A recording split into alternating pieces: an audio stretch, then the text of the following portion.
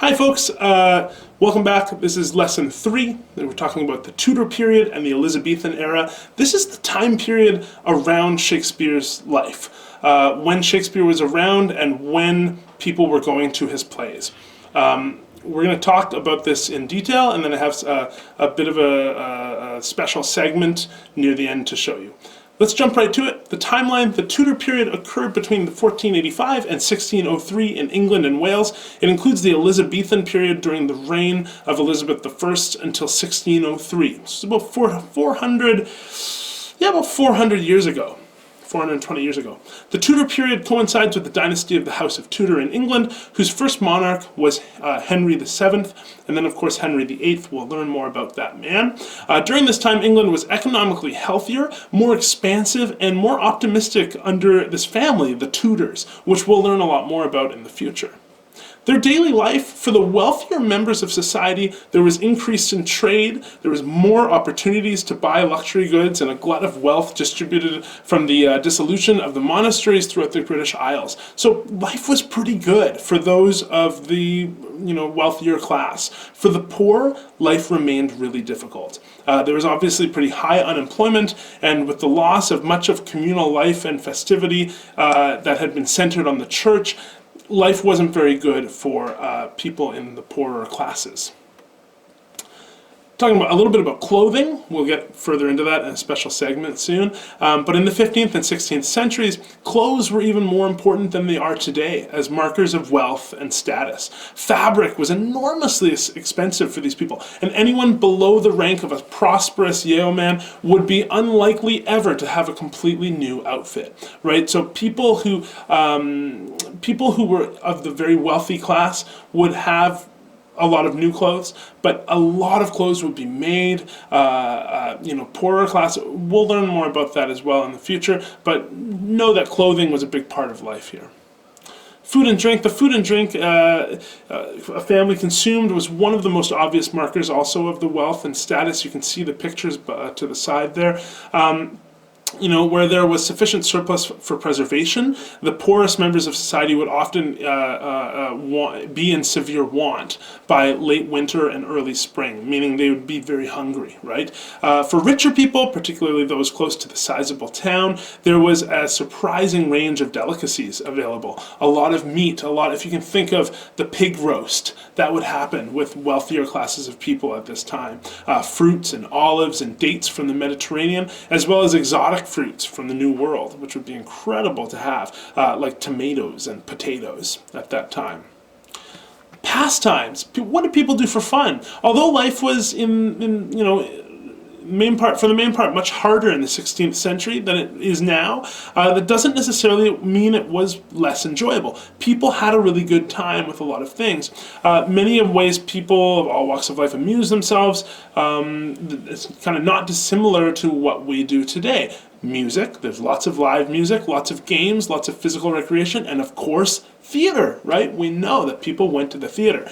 For the poorer members of society, although want was never far away, their lives were not ruled by the relentless need to feed the machines that characterized the life of the working poor after that Industrial Revolution. Instead, the rhythm of work and play reflected the needs of agriculture. So a lot of the poorer class wouldn't have a whole lot of time to have fun because they would be constantly working on the farm.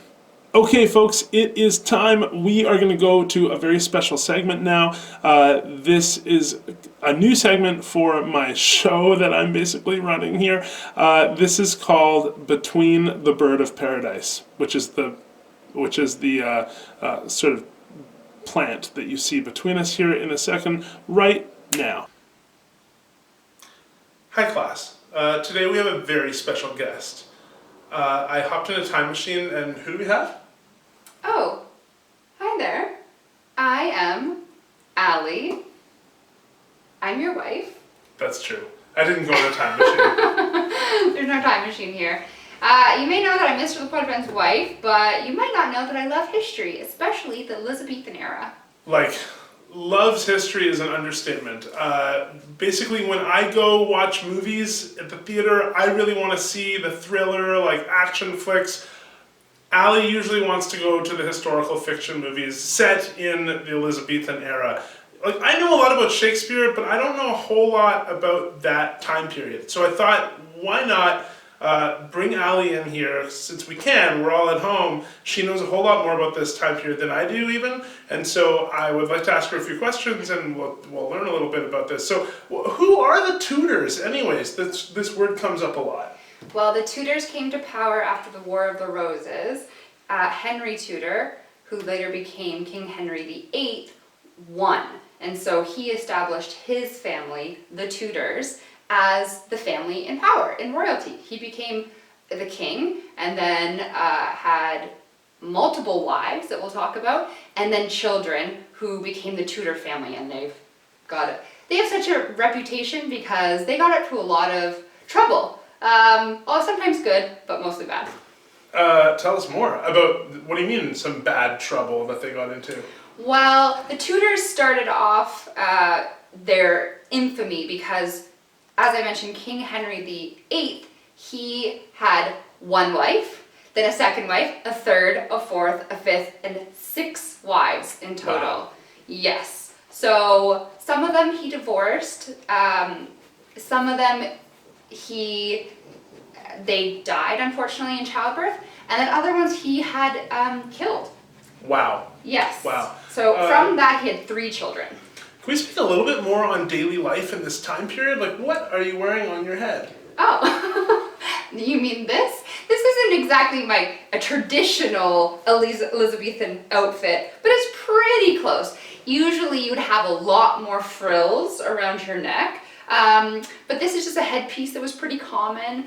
Getting dressed, you'd have lots of different garments, so petticoat and under things, and then on top of that, lots of different layers. But this square neck was very popular. This style of skirt with the second skirt over top, lots of jewelry, lots of makeup. Actually, they used lead makeup, Wow. which poisoned them. Anyway, I could go on. And would everybody in society be dressing like this? No, that would just be reserved for the first class royalty. Other than that, peasants usually wore rough clothing that they would have made out of things from their own farms, and they'd wear that day in and day out. Interesting, very interesting. And men usually wore tights and pantaloons, what they would call them. You would see that in a lot of Shakespeare plays, or when you just picked Shakespeare himself. Yeah. So speaking of Shakespeare, we've been learning a whole lot about the Globe Theatre and what it would be like going to the Globe, and we talked a lot about how, or we've learned a lot about how all people in life would go to the Globe Theatre. So you'd have those richer folks sitting up top, and then the poorer class would be down below on the kind of dirt floor. And so they would be wearing all of those costumes that you're talking about right now. Sure, and something I'd like to back up with, so they call it the Elizabethan era because I talked about King Henry. He had 3 children. They were Mary, Elizabeth, and Edward. And unfortunately, Mary and Edward, they both had the throne, but then they died. And when Elizabeth came to power, it was known as a golden era in the history of England because for her whole reign, which was 1558 to 1603, there was riches. This was a very rich time for theater and for art and fashion. So she really encouraged artists and all classes to go see the theater as well. So that's why such things as Shakespeare came out of this time. She was really encouraging. Yeah, we also learned about that the Queen would actually welcome Shakespeare into the palace or into her home to deliver those plays, which would obviously make somebody really famous in that time period. Yeah, oftentimes kings and queens at this time would have a court, and in those courts they would choose different people, oftentimes artists, so musicians and playwrights and writers, poets, to surround them, so they were always happy. Very cool. Any last minute thoughts that you have on that time period? Any fun facts? Yeah, you know what? The most interesting thing about Queen Elizabeth is that she never married. So she is one of our first female icons, that she would have such a successful reign that the whole era, this golden era, the Elizabethan time, is named after her, and she did it all by herself. Well, that's really cool. Thank you for being with us on this edition of I don't have a name for it yet, but By the palm tree. This edition of By the, is it a palm tree? What is this called? Oh, this is a bird of paradise. This is a bird of paradise tree? Yeah. So, between the bird of paradise, and I'll welcome other guests to this little segment, but I won't because we're not allowed. So no, it'll just be me in different costumes every time. This was your first segment of Between the Bird of Paradise. We'll be back sometime in the future. Okay, guys, wasn't that great? So that's our first segment of Between the Bird of Paradise. We'll be back with more. We'll see where that goes. Your assignment today, please log into Flipgrid. Flipgrid is a very cool forum tool that is going to allow us to use little video clips of us, of each of you, recording a message. Okay, you go to www.flipgrid.com, use the code English8L to then record a short little video of yourself answering the following prompt. This is the first prompt. If you were alive during the Tudor period, what would your life be like? What clothes would you wear? What would you eat? What would you do for fun? Okay, that's all there is to it. I want you to kind of just give us a quick little message, little video chat, and I want you guys to start to respond to each other's using the online tool on Flipgrid as well. You can respond to each other. Super easy, kind of fun. It's a quick little assignment. Thanks for being with us today, folks. We'll see you tomorrow.